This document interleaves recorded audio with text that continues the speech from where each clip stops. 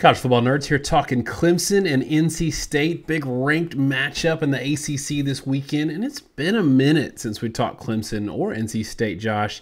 So we're going to do it right now. I got Josh with me. We're going to get nerdy. We got a computer model coming later.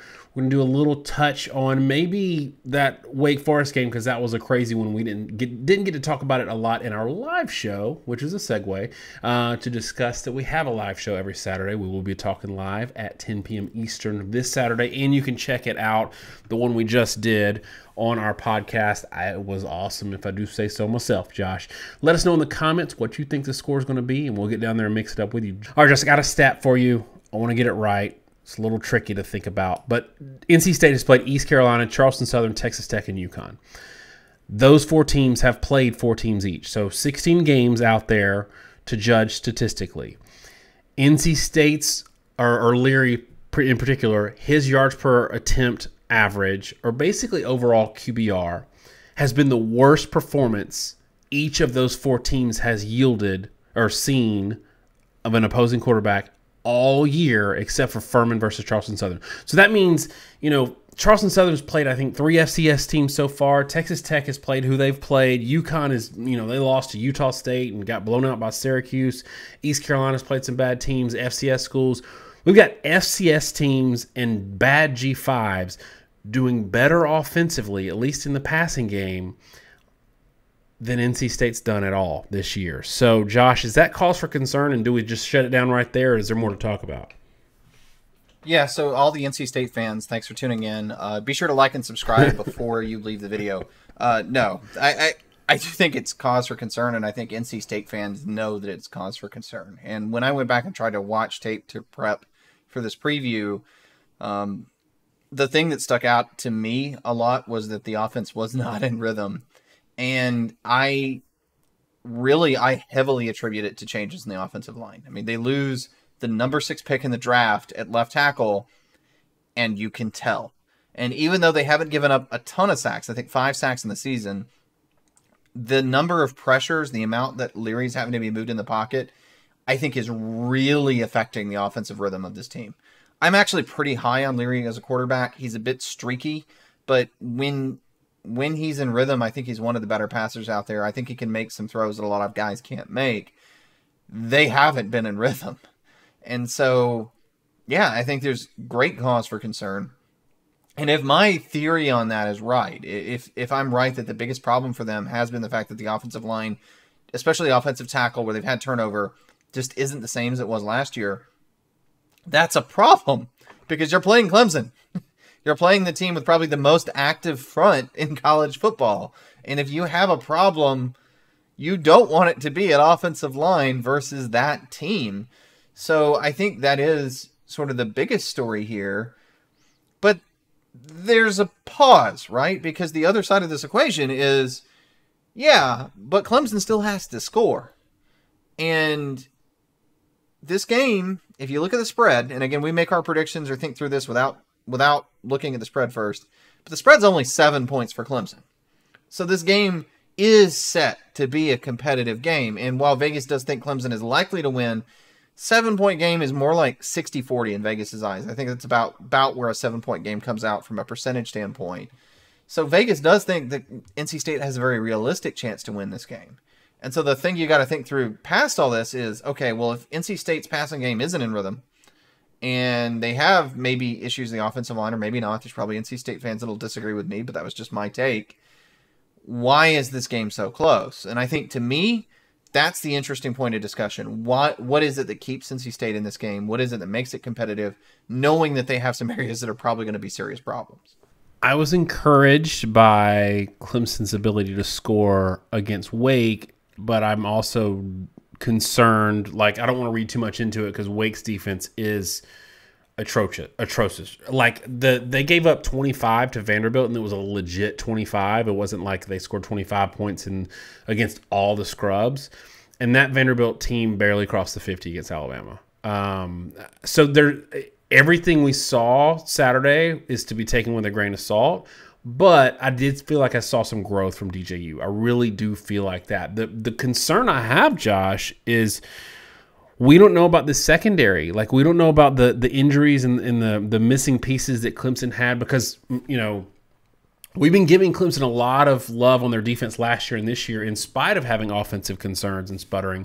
But, man, if they're missing a lot of pieces, the kind of pieces that gave up all those points to Wake on Saturday, that might be what the doctor ordered for a struggling offense at NC State.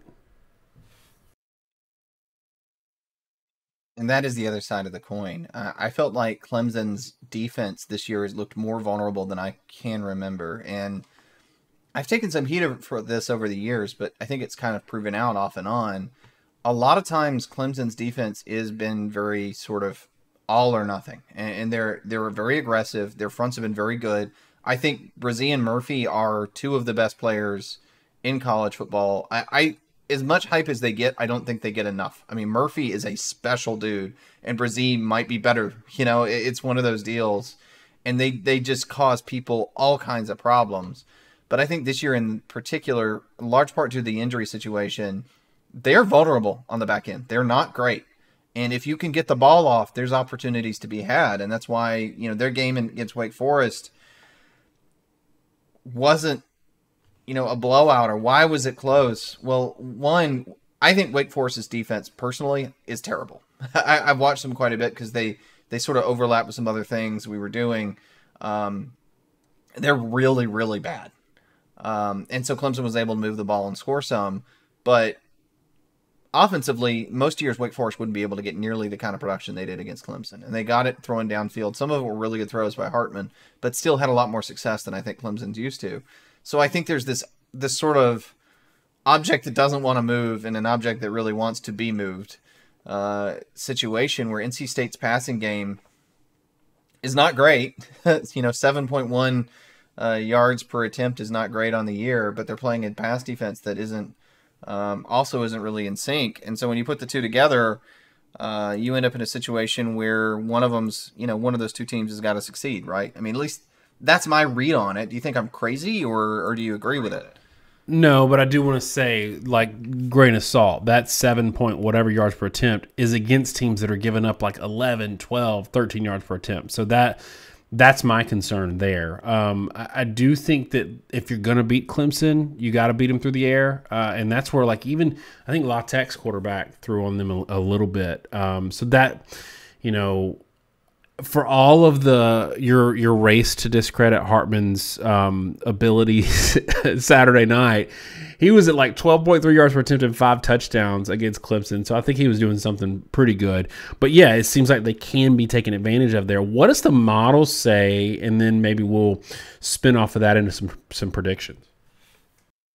Right. So our model, and we're still early enough that I'll give the quick synopsis. It's a model that basically looks at what your team has done only based off this year's data, builds a sort of portfolio for your team and what it thinks they're good and bad at, and then makes a matchup between the two teams. And it's specific to the two teams, so Team A may beat Team B, may beat Team C, and C may beat A. Ours works in that regard. And then based off the way it thinks the game is going to go, it looks at what your team's done in the past and how your team scores, and it builds a unique scoring model to each team to come up with its scoring projection. One of the underlying statistics that our model generates, which I think is kind of interesting, is a percentage of opponent averages allowed. Pretty simple statistic. If you are playing a team that gets 5 yards a carry and you allow 4, you allowed 80% of their average.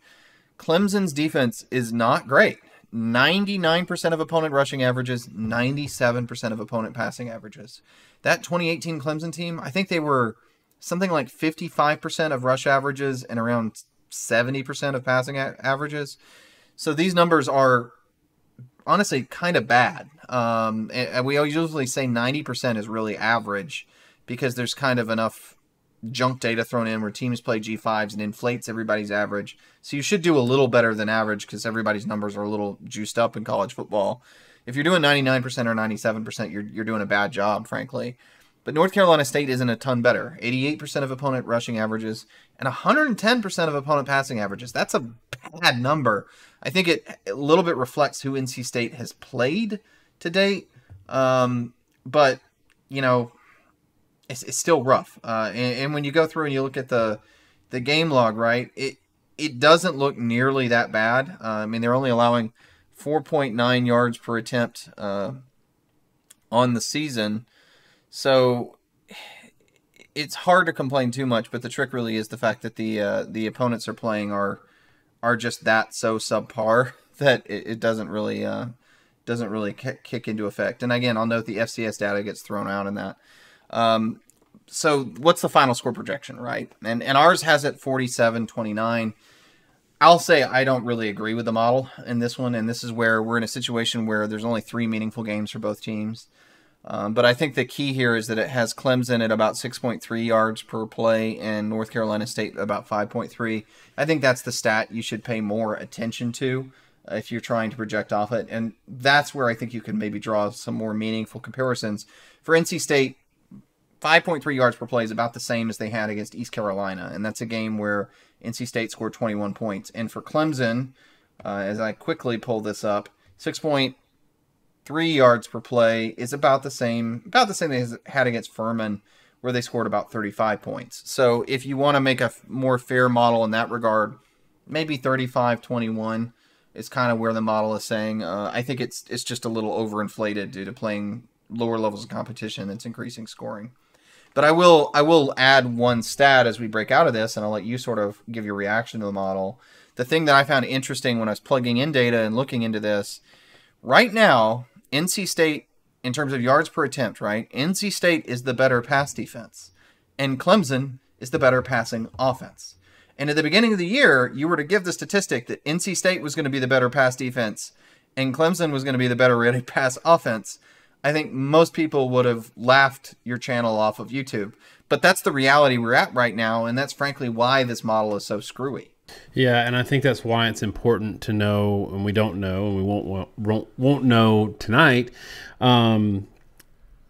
where Clemson's health on the defense is, and if they're getting those pieces back. And honestly, if maybe some of it is just who they are. Because sometimes, we saw this with Georgia last year, even though they won the national championship, there's a lot of, like, this baked-in crutch that if somebody's out, then you can blame any lack of elite performance on that player being out. And when they get back, we're going to be elite again. I think that Clemson's defense has slipped a little bit. I still think it's pretty good. And I've got some real concerns about NC State's offense right now. So I'm going 26 Clemson, 20 NC State. So that is just under Vegas's prediction. Tell me what you got. I've got Clemson 24-21. And I'm kind of in the same boat. I think this is going to be an ugly game. And I actually think this game is going to resemble... You got an analog for that. Yeah, I do have an analog for it. I think this game is going to be an ugly game, and I think it's going to resemble a lot of ways the A&M Arkansas game. And maybe not. I'm not saying it's going to match it play for play, but Arkansas moved the ball in these big chunks. They threw the ball and had some big explosives where A&M's defense got a little confused. But the trick was A&M was either sort of stuffing them cold or allowing a big play. And on the other side, Texas A&M sort of just chipped away at Arkansas the whole game. And a lot like that game, I think what's going to happen is NC State's going to hit some plays and score some points. But I think negative plays for NC State are going to add up to the point where it gives Clemson the win. Now, Clemson has impact players offensively and defensively, a lot like A&M did, that I think NC State's going to struggle to match. And I think they're going to generate some negative plays when they're on defense, and I think they're going to generate some positive plays on offense because they do have talent. I am high on Shipley. I think their running game, and again, we didn't talk about this earlier, Clemson's offense is playing a lot better. Right now, Clemson's passing average, it's not great. It's about 7.6 yards per attempt, but let's be clear, in 2021, Clemson did not have 7 yards per attempt until the 5th game of the year. So they're already off to a much better start than they were last year. They're not fantastic, but they're much more solid. I think sneakily solid. So I think they're going to keep the ball moving. I think they're going to get some plays, maybe some chunk plays in there. And it's going to be a low-scoring, ugly game. I think either team could win it. I think Vegas is indicating either team could win it. And I think it could be a lot like that A&M Arkansas game. Could be a really excited one to watch. So it's definitely a game that I'm looking forward to on Saturday. All right, y'all, that's it for our quick one on Clemson and NC State. Notice, Clemson fans, give me some love in the comments because I call you Clemson and Josh is still calling you Clemson, and I'm going to give him hell about it every week. Let us know what you think the score is going to be, and check out the live show Saturday night. Thanks so much, y'all. Have a great week. God bless.